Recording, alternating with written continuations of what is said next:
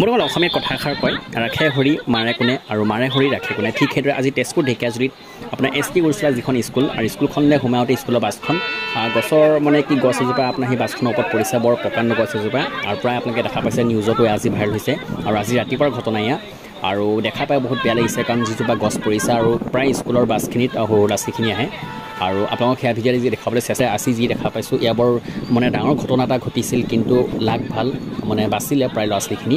আৰু সেয়া ভিডিঅ' আপোনালোক দেখাম, ভিডিঅ' সেইকাৰণে চাব আৰু পাৰিলে ভিডিঅ'টো শ্বেয়াৰ কৰি দিব। তোমালোক আজি ভিডিঅ'টো আৰম্ভণি কৰোঁ।